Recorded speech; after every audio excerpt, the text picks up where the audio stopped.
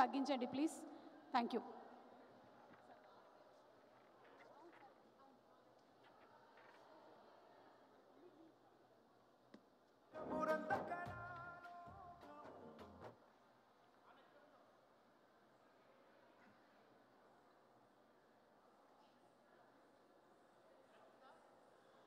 తండేల్ చిత్ర బృందానికి శుభాకాంక్షలు.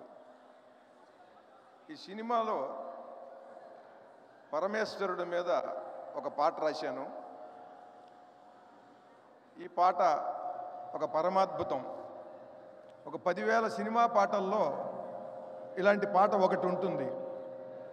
ఉదాహరణకి 2012లో వచ్చిన డమరుకం సినిమా తరువాత మళ్ళీ అంత అద్భుతంగా శివుడి మీద వచ్చినటువంటి పాట ఇది. అంటే 13 సంవత్సరాల్లో సుమారుగా ఒక 8 నుంచి 10,000 పాటలు మన చలనచిత్ర పరిశ్రమ నుంచి బయటకు వస్తే ఇటువంటి పాట మళ్ళీ 13 ఏళ్ల తర్వాత ఒక 7-8 వేల పాటల తర్వాత ఒక పాట వచ్చింది.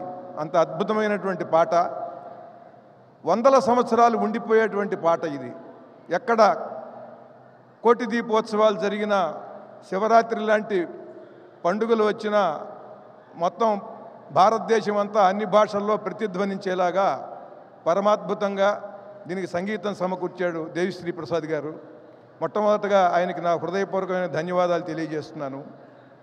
ఈ చిత్రం దర్శకుడు చందు మొండేటి గారు ఈ పాట సన్నివేశం నాకు చెప్పి ఎడిటింగ్ రూమ్లో 2-3 సన్నివేశాలు కూడా 2 సీన్లు చూపించారు ఆయన.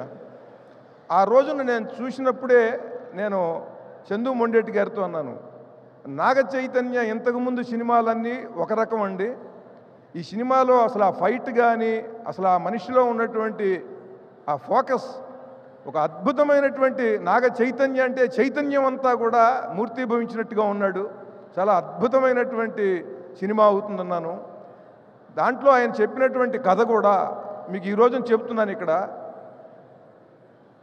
ఈ శతాబ్దం మొదలైన తర్వాత ఈ 25 ఏళ్లలో గట్టిగా ఇండియా మొత్తంలో వచ్చిన 10 ప్రేమ కథలు ఉంటే ఆ 10 ప్రేమ కథల్లో ఇది ఒకటి అవుతుంది.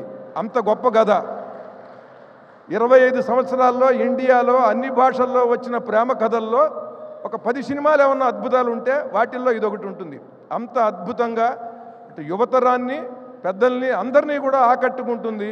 హృదయం ద్రవించిపోయేటువంటి అద్భుతమైనటువంటి ప్రేమ సన్నివేశాలు ఉన్నాయి. ఆ క్యారెక్టర్స్ అంత అద్భుతంగా ఉన్నాయి. దీనికి దైవభక్తి, దేశభక్తి, ప్రేమ ఇవన్నీ కలగలిసినటువంటి అద్భుతమైనటువంటి సినిమా.